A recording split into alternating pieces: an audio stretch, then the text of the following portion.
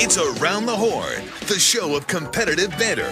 Here's Tony Reale. We'll start with this story. Interesting story coming out of New England. The Patriots are telling Tom Brady's trainer, no more team playing, sideline access revoked. Alex Guerrero, who according to the Federal Trade Commission faked being a doctor and claimed his products could cure cancer and concussions. That was reading from a Boston Magazine piece from 2 years ago. And who Brady credits with his impeccable health, water sunscreen, recovery pajamas, persona non grata with Bill Belichick. Pablo, we'll start with you. Reason to wonder if all is good between Brady and Belichick right now? I don't know how you cannot wonder that, because if we've learned anything about Tom Brady, who otherwise has been fairly and intentionally private about his life and his inner circle, it's that Alex Guerrero sits at the center of it. He's not just his closest friend, it seems, but he's also his business partner. And as Bill Belichick, I think, appropriately recognized, if a guy claims falsely that he is a doctor of Oriental medicine, if a guy claims that he can cure cancer, he's probably something along the lines of a quack. Now, I will say that in terms of how the team doctor setup works in the NFL and in sports generally, there's some interesting stuff here, right? Because a team doctor is not meant to serve the player. This is the fundamental dynamic in sports. A team doctor is not there to get you well, they're there to get you well enough to play. And so if Tom Brady feels that this is my guy and I deserve to have him, I am sympathetic. It's just that this response from an employer is so standard for everybody that's not Tom Brady across professional sports. Clinton Yates?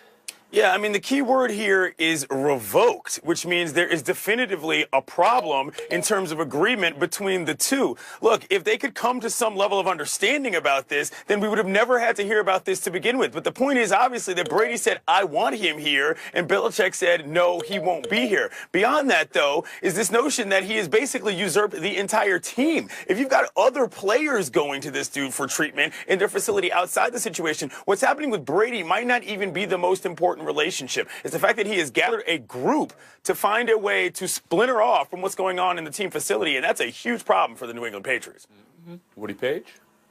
Well, first of all, why the timing? You have the best team in the National Football League. You just beat the Steelers, and they're coming on to Brady's godfather of his kid. I don't know why in the world Belichick would take that action right now. Is it a distraction? I think it's a zero distraction. I mean, they're still going to play football, whether he's on the sideline or not, whether he has an office in the stadium. What difference does that make? And if Brady believes in him, and a majority of the players are now going to see him, if they believe that what he's doing is positive, then I'm all for them. I mean, some people go to chiropractors. Others don't think chiropractors do any good.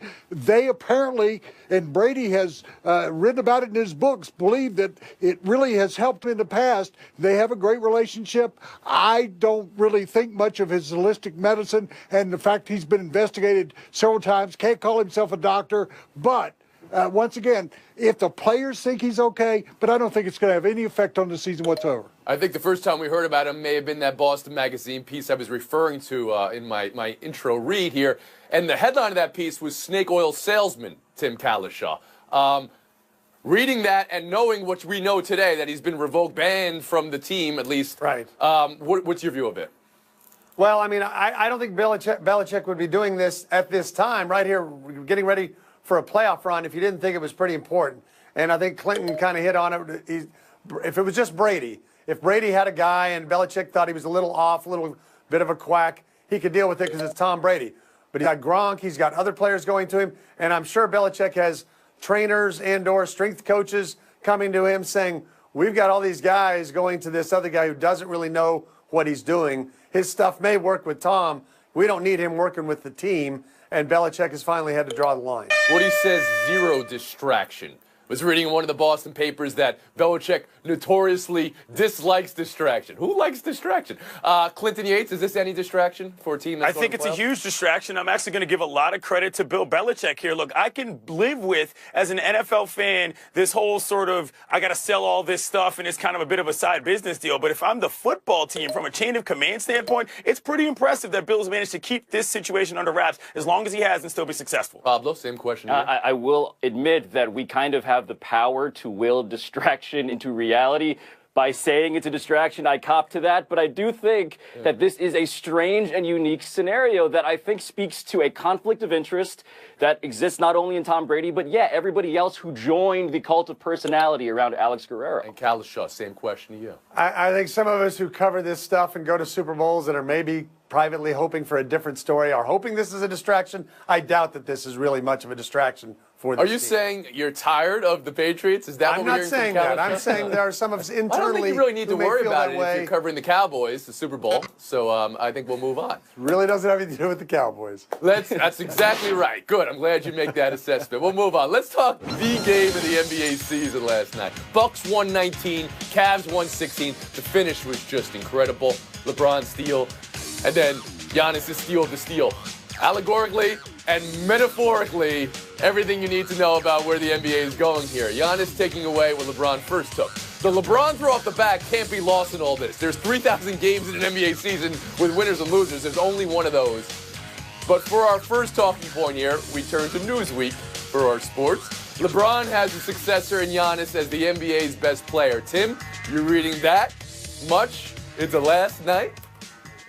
Yeah, and I'm reading Newsweek, and I'm thinking I'm looking at Sports Illustrated 3 years ago when they said Houston Astros 2017 champions. I think in 3 years, 4 years, Giannis may be the successor to LeBron. I don't think LeBron really needs a successor right now. You got to remember the Cavaliers still don't even have their point guard playing with them, and they've done all this, gone on these winning streaks and done what they've done. But obviously, the Bucks are a fun team to watch. Giannis is one of the top 5 or 6 players in the league, and he might even have an MVP season in the next year or two. I don't think anything he does will qualify him as the successor to LeBron right away. Pablo Torre?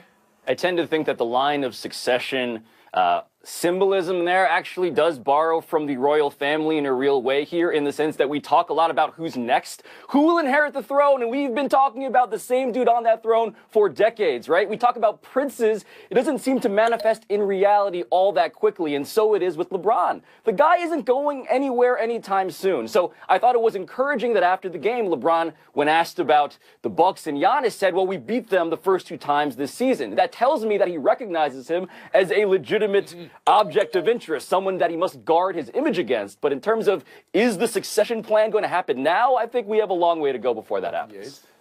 Yeah, I mean, for the Newsweek reader, I guess what that's saying is the only person with the potential to hit as high as LeBron has coming up in the NBA is Giannis. But for me, the lasting image of that game was LeBron literally on his behind when Giannis was winning that game. I mean, it wasn't just that he stole it back from him. He was on the ground in a place of, physical lesser thanness. I was really impressed by that game. I liked the way they went back and forth. It was a fun one. Wopa.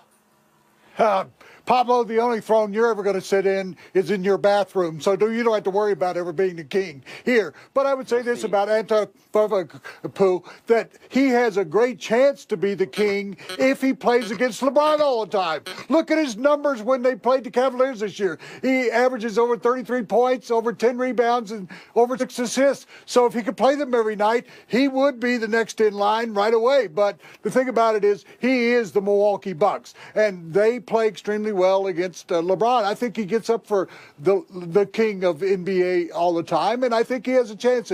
As Tim said, in 2 or 3 years, as LeBron gets older, he has a grand opportunity to be the star of the league and the face, but not now. Pronounce all his stats, Woody Page. You can't pronounce his name. Just stick with Giannis. It's fine. Giannis.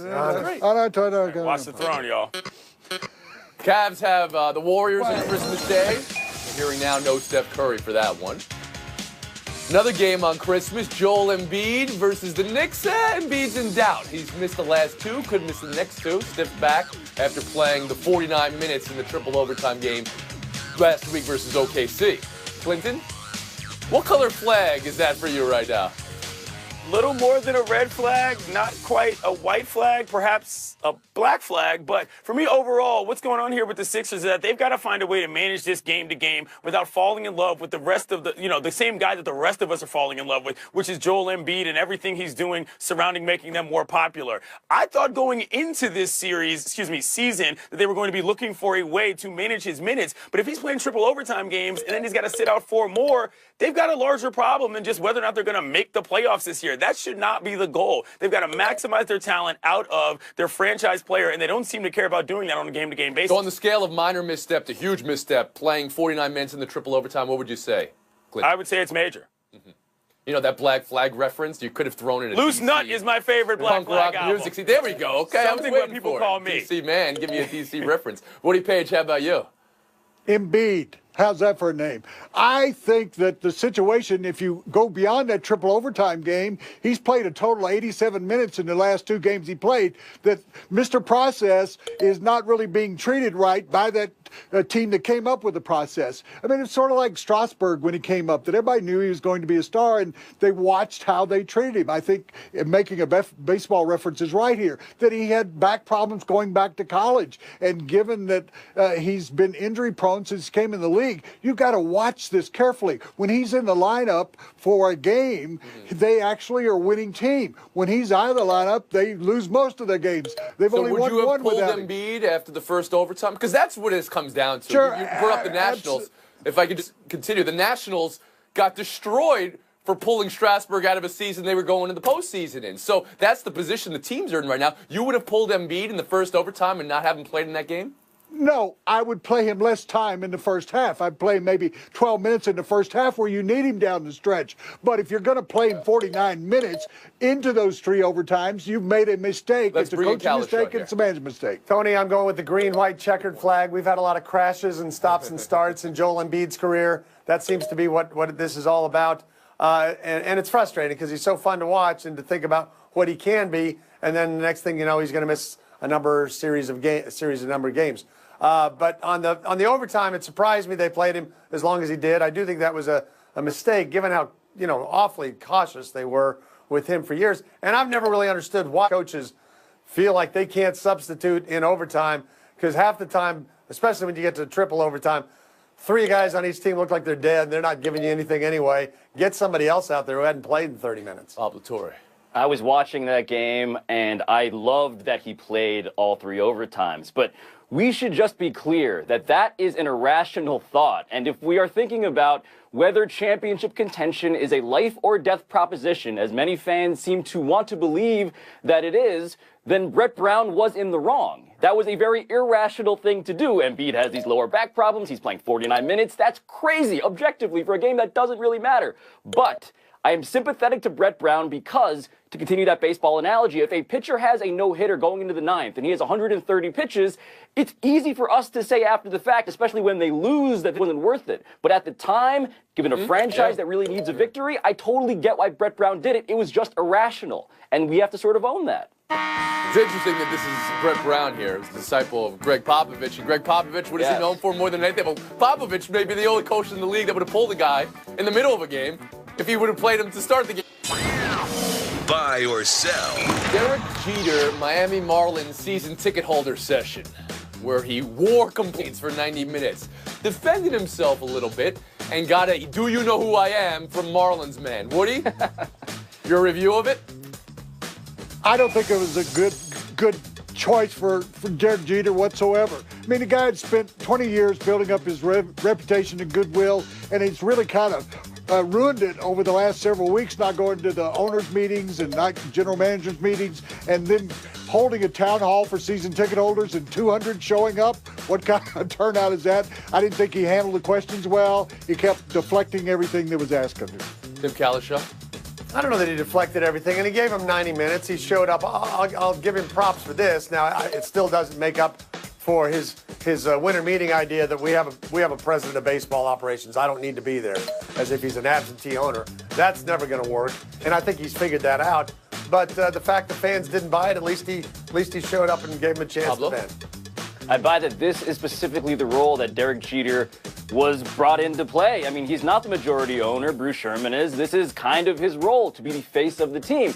But I also sell the fact that this is a plan that was ever going to work in terms of satisfying anybody in South Florida. Like, the hard part about selling a process-type rebuild, whether you're the Astros or anyone else, is that it all looks terrible at the beginning. And this is a fan base dealing with PTSD about the same exact thing. So it's a lost proposition from the start in terms of that optics.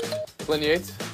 Woody, 200 people showing up is every single season ticket holder they got, so I'll give him some credit on that. I'm selling the idea of it overall because what is there to gain? He seems like a guy who thinks he's a good candidate but does not want to hire a campaign manager. There are actual people who have those jobs. You need some help in this. It's only going to get worse by showing up in front of the fans.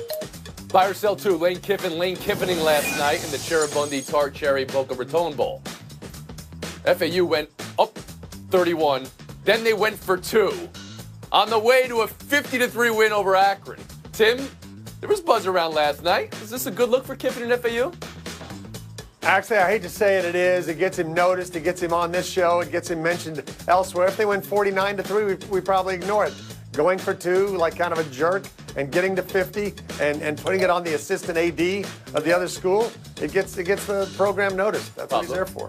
I've watched a lot of Lane Kiffin in the last several weeks, and it's clear that Lane Kiffin has watched a lot of us. He knows how to play the game of attracting attention, and I do not blame him because the side effect of his attention-seekingness is the fact that he is softening the hardened image of being a crusty football coach. He's actually interesting, and these feuds, however petty, are kind of wonderful. See why?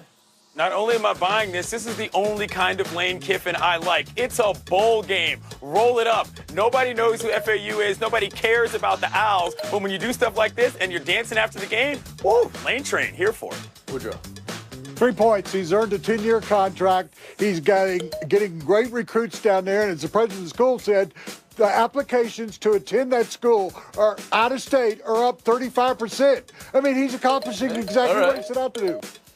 What was the odds you put of him making it through the 10 years with FAU? What did you say?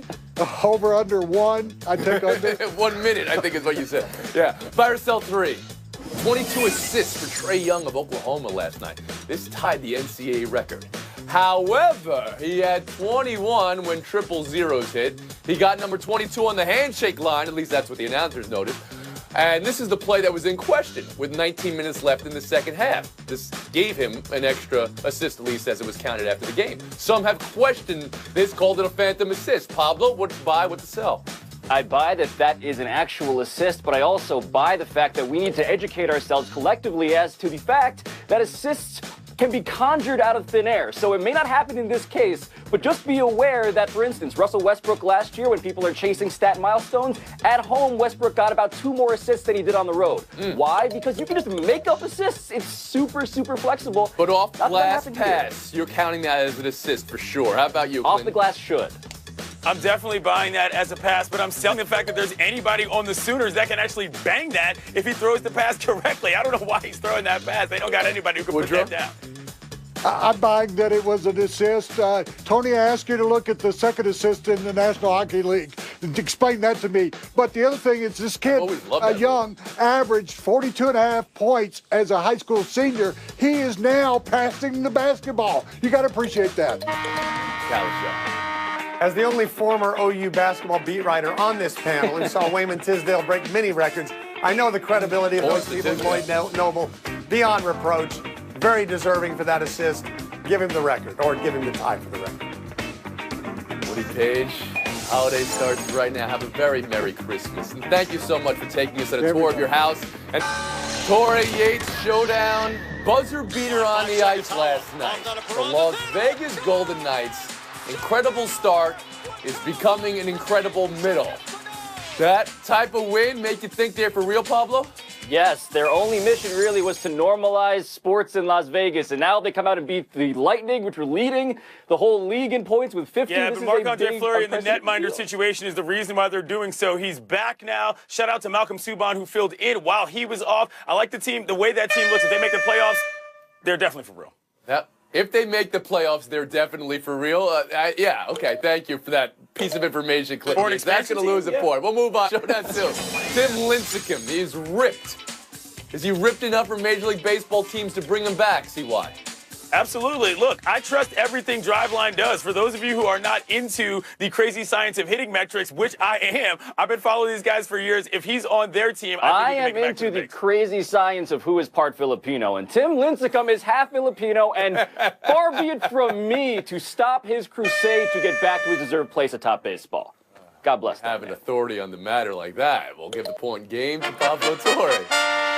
Guys, I have a plan to save football. We talk a lot about concussions, of course, and one of the problems is we celebrate good things in football by causing concussions, by celebrating, by slapping people on the helmets on the head. So my solution is just slap their butts. Team Butt Slap. It is the one place in America where we can do this with virtue and reason. Save your head by slapping a butt on the field. Trust me, that works out better than it sounds. It'll save some brains. Offered without comment from this host. That's going to do it, folks. Science. 23 and a half Science. hours. R.I.P. Our Combat last Jack. show of the Butt year slap. is tomorrow. Happy Hour